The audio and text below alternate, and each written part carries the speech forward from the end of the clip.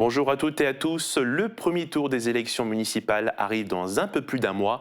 Quelques détails à savoir concernant les candidats. Pour les communes de moins de 1000 habitants, 59 communes qui représentent 71% du territoire. En plus de la fin du panachage et de l'obligation d'un scrutin paritaire, les listes présentées peuvent être incomplètes. Les listes peuvent comporter au maximum 2 candidats de moins que l'effectif légal du conseil municipal. Autre point à savoir, pour ceux qui monteront au niveau des intercommunalités, pour les communes de moins de 1000 habitants, c'est l'ordre du conseil municipal qui est pris en compte, et pour les plus de 1000 seront mentionnés ceux qui iront au conseil communautaire. Les candidatures et dépôts de listes se font à la sous-préfecture de Sarreguemines. Cela a commencé depuis le 3 février. La date limite pour déposer les listes sera le 26 février à 18h. Les candidats peuvent prendre rendez-vous par mail ou par téléphone. 10 créneaux horaires ont été ouverts par jour. Du 19 au 22 février, une vérification des listes aura lieu dans chaque commune. Le 27 février aura lieu le tirage au sort pour la propagande électorale, notamment l'ordre sur les panneaux d'affichage dans les communes. Le lundi de mars, c'est le début de la campagne officielle. Une réunion aura lieu à la sous-préfecture de la commission de propagande pour les communes de plus de 2500 habitants, 7 en tout sur le territoire. Le 11 mars, c'est la date limite pour déposer tout ce qui concerne la propagande électorale. Le 14 mars, la veille du premier tour, la campagne est en pause. Et enfin, le 15 mars, c'est le premier tour. Dans le cas où aucune liste n'est présentée dans une commune, le préfet met en place dans les 8 jours une délégation spéciale composée de personnalités qualifiées, cela peut être des fonctionnaires, artisans, présidents d'associations ou autres, qui ont été désignés sur la base du consentement. Ils gèrent les affaires courantes de la commune et un délai de 3 mois est donné pour organiser de nouvelles élections. Ce seront en tout sur l'arrondissement 1215 hommes et femmes qui iront au conseil municipal élus pendant 6 ans. Merci de m'avoir suivi, à très bientôt.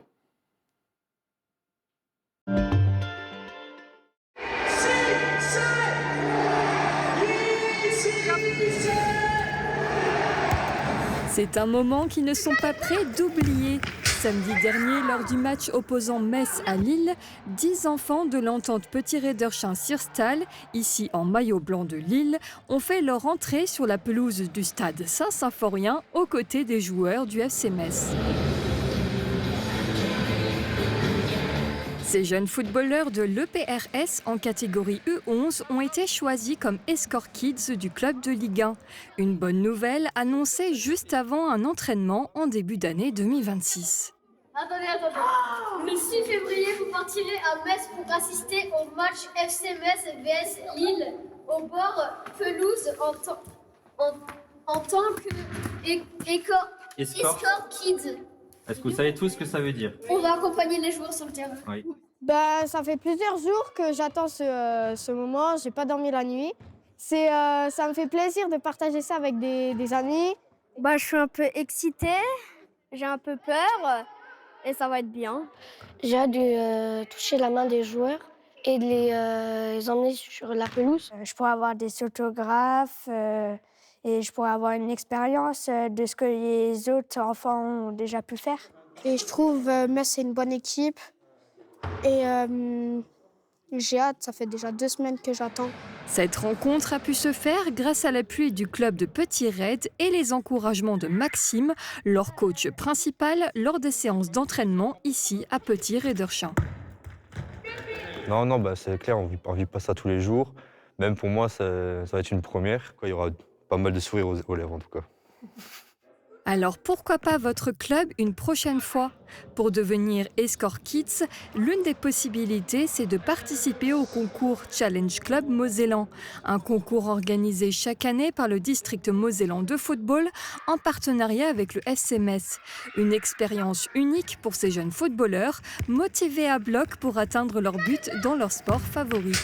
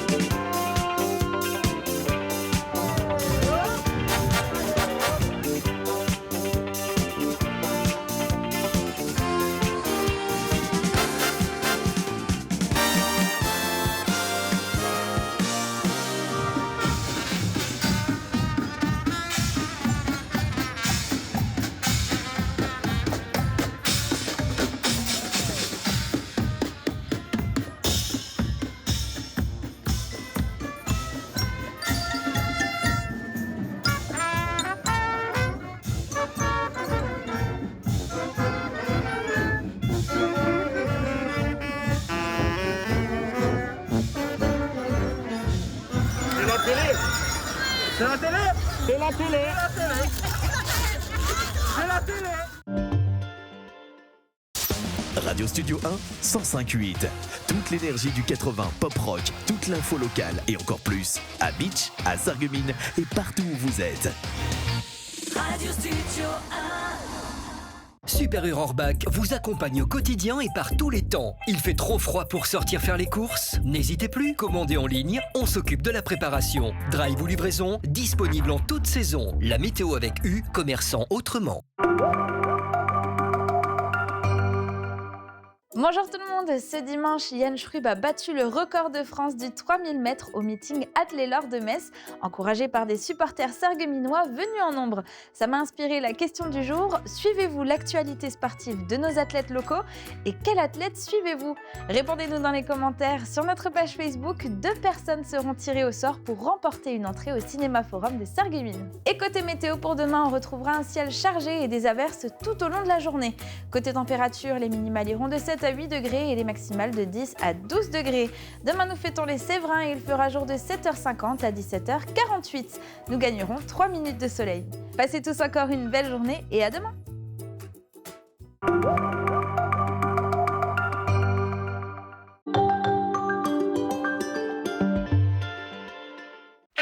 Quand j'écoute de la musique, mes écouteurs ne tiennent pas bien. Qu'est-ce que je peux faire ?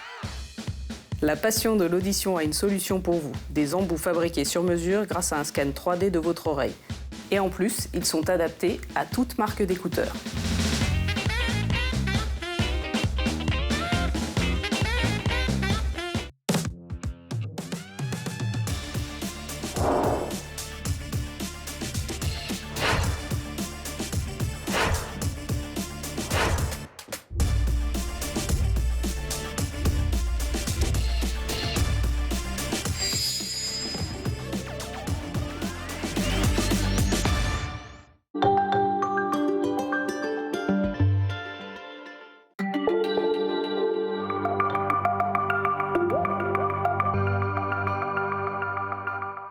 Bonjour à tous, vous le savez, les élections municipales avancent à grands pas et à Neufgrange, plusieurs listes de candidats ont fait acte de candidature.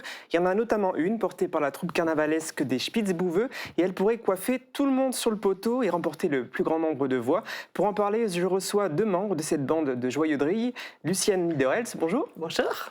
Et Pascal Zins. Merci à tous les deux d'être présents sur notre plateau pour nous dévoiler votre programme. Alors vous venez donc de franchir le pas et de créer le rassemblement neufgrangeois. Pourquoi ?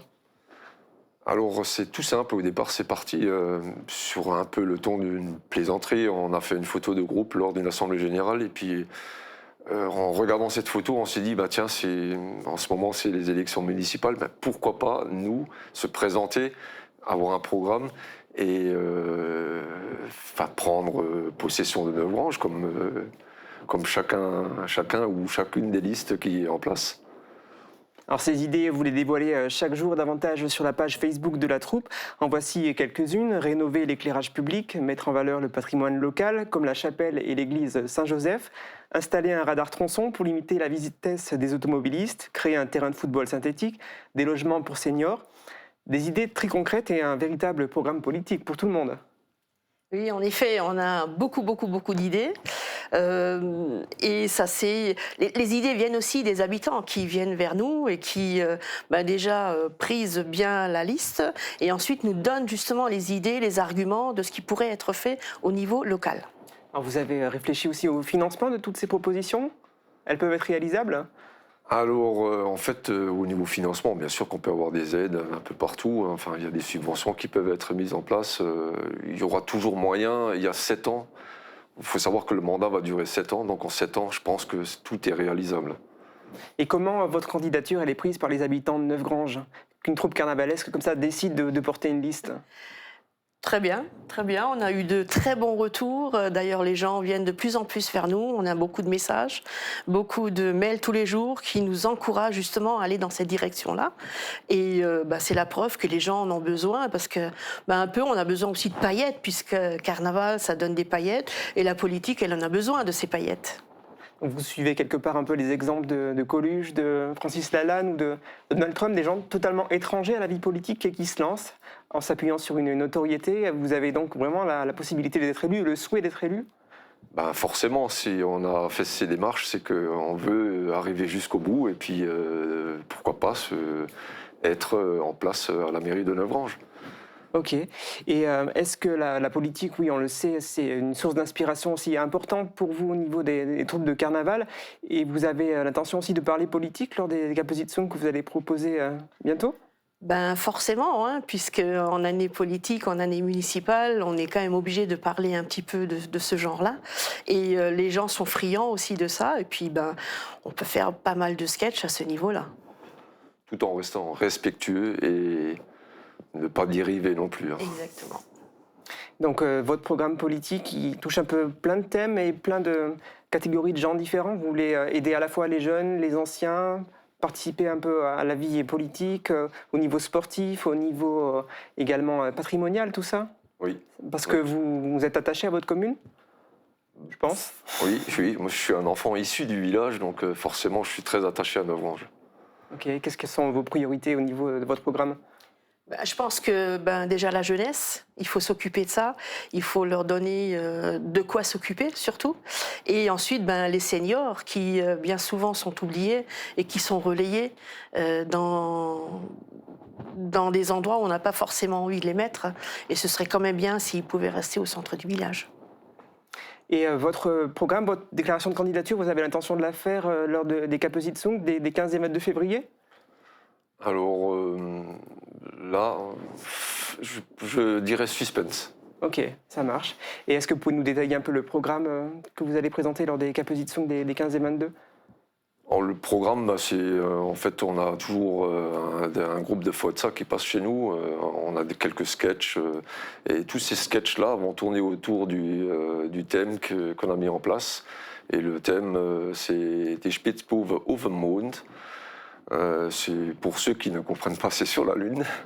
Et tout va tourner autour de ça. Donc, c'est un programme qui va durer sur 2 fois 2 heures environ dans l'après-midi. Et puis, sur un décor lunaire, on va dire. Sans trop dévoiler tout ça. Et donc, vous faites tout vous-même ? Et vous faites sketch en plate ? Alors, nous sommes à pratiquement 100% de plate. C'est notre devise, justement pour garder, parce que c'est vraiment un patrimoine local aussi, de parler plate. Donc, toutes nos introductions, tous nos sketchs, tout se fait en plate. Et les décors, les costumes aussi ? Alors les décors sont faits, donc nous avons agent graphique de Putlangeolac qui nous soutient et qui cette année va nous faire vraiment quelque chose de très nouveau et de très futuriste. Et ensuite on a construit une fusée, on va construire un peu le thème de la Lune et tous nos décors font apparaître la Lune et tous nos déguisements pareil font partie des cosmonautes, des astronautes et il y aura même un petit extraterrestre. Voilà. Ce sont les 15 et 22 février. Vous commencez à inviter les gens pour 11h11. Donc il y a un repas, c'est ça, en même temps que du spectacle ? Cette année, ce sera choucroute garnie. Et voilà, c'est... Comment ça se passe pour l'instant au niveau des réservations pour ces 2 journées ? Alors en fait, le 22, elle est à guichet fermé. Hein, elle est plus que pleine. Et le 15, aussi bizarre que ça puisse paraître au jour d'aujourd'hui, il nous reste 15 places.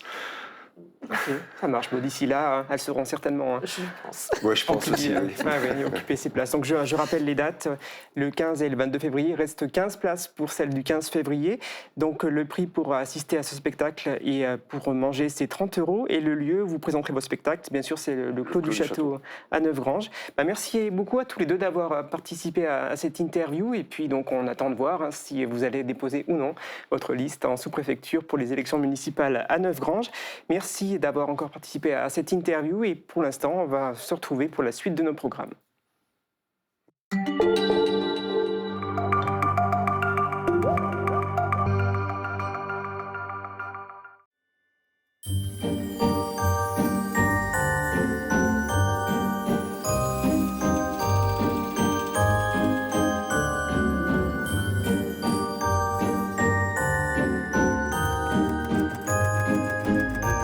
Je m'appelle Aurélie, alias Lily la Cousette. J'ai fait mes études à Metz et donc j'ai rencontré mon mari et donc je suis venue dans le secteur. et j'ai adoré la région. Le nom de l'entreprise vient parce que mon cousin m'appelait Lily quand j'étais petite, et Cousette pour couture. À la base, j'étais aide-soignante, donc j'ai travaillé pendant plusieurs années à l'hôpital de Sarralbe. Et suite à une maladie professionnelle, j'ai dû arrêter de travailler. Donc j'ai passé beaucoup de temps en centre de rééducation. J'ai ma kiné qui m'a appris à coudre. Elle m'a transmis sa passion et là, j'occupais mes soirées à l'hôpital en fait en cousant. Donc je faisais YouTube, tuto, couture, et donc j'ai commencé à coudre, à créer des vêtements pour les enfants, du zéro déchet. J'ai essayé un peu toutes les techniques et ce qui se faisait. Et psychologiquement, c'était assez compliqué pour moi à cette période parce que le métier d'aide-soignante, c'était vraiment une vocation. Moi, je commençais à avoir beaucoup de commandes. Donc avec mon mari, on a pensé à créer mon entreprise pour pouvoir allier mes problèmes de santé, la gestion des enfants et travailler quand même, pouvoir gérer comme on peut. Et je voulais vraiment me démarquer en créant ma propre collection de tissus. Donc pour créer ma collection, j'ai appris à travailler sur certains logiciels pour dessiner moi mes propres dessins. Tout ce que j'arrive pas à dessiner, je parle avec des graphistes et ils me le font parce que c'est pas forcément évident de reproduire sur ordinateur ce qu'on a dans la tête, surtout dans la mienne d'ailleurs. Je revois chaque année les clients et j'ai chaque année d'autres clients, donc c'est vrai que l'entreprise grandit bien. J'ai d'ailleurs, maintenant c'est devenu assez familial parce que les enfants m'aident. Mon mari est devenu conjoint collaborateur. J'ai mon papa qui m'a créé une machine de découpe parce qu'on perdait énormément de temps. Mon but, c'était vraiment qu'on n'ait aucune chute. Alors en fait, j'ai toujours été manuelle, j'ai toujours des feux d'artifice dans ma tête et envie de toucher à tout et tester plein de choses. Et ce que j'adore, c'est créer en fait. Quand je crée vraiment mon tissu sur ordinateur, que je reçois ensuite le tissu, le motif imprimé sur le tissu, qu'on le découpe, que je vais le produire et que ça donne un chèche, une mitaine ou un bonnet, ça c'est vraiment ce que j'adore faire, quoi. Donc c'est pour ça que c'est vachement bien, parce que chaque année je change de collection. J'adore aller sur les marchés parce qu'en fait rencontrer les gens, comme l'inspiration me vient d'eux, d'aller sur les marchés, de discuter avec eux, de regarder leur style vestimentaire. La famille et les amis dans l'entreprise, c'est vraiment une place très importante parce que y a déjà beaucoup d'entraide. Il y a de la convivialité. Ici, chez nous, en fait, dans la maison, on ne fait pas de café clutch, on fait de la couture clutch. Alors moi, je fais confiance depuis le début à mon destin. D'ailleurs, j'ai le signe du destin tatoué dans le dos. Je laisse les choses venir, en fait, comme elles sont. Et je pense que si on a des pensées positives dans la vie, tout va bien se passer. Alors forcément, il y a des moments compliqués. Je le vois avec ma santé. J'ai des moments où j'ai des douleurs, j'arrive pas à me lever pour aller travailler. Mais je sais que le lendemain, ça ira mieux et je me dis toujours le positif attire le positif.